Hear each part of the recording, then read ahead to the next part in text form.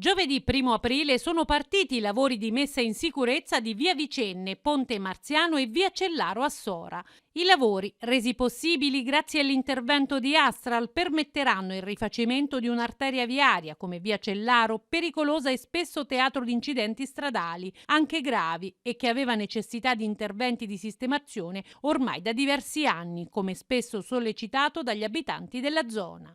La presenza oggi delle istituzioni, a partire dal consigliere regionale Pasquale Ciacciarelli, che ringrazio, il Presidente del Consiglio, i consiglieri comunali, gli assessori,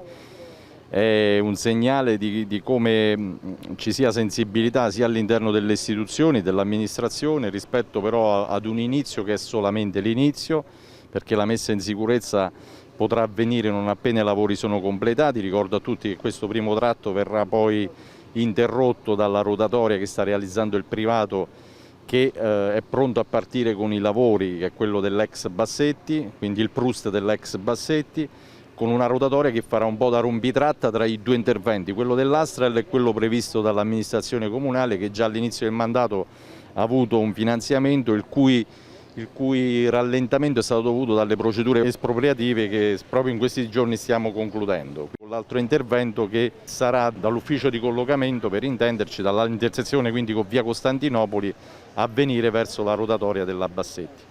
Il punto più pericoloso è l'incrocio con via Pantano, che avrà un grande aumento di visuale. Saranno messi in opera tutti i dispositivi di sicurezza come dissuasori del traffico, però a livello di piattaforme, perché comunque la velocità consentita non è quella per i tossi, quindi facciamo la distinzione tra quelli che sono i tossi e quelle che sono le piattaforme stradali, che hanno ben altra funzione.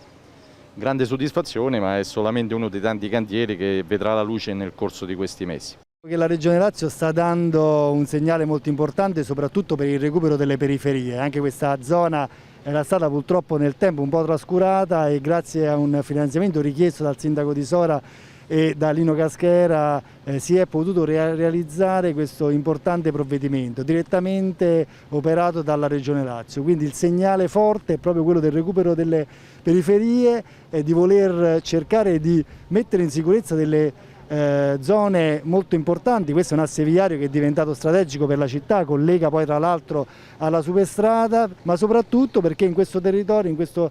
parte della città, stanno nascendo tante nuove attività, e quindi questo segnale del recupero, della messa in sicurezza delle attività che stanno mettendo in piedi questa amministrazione, la buona amministrazione, significa che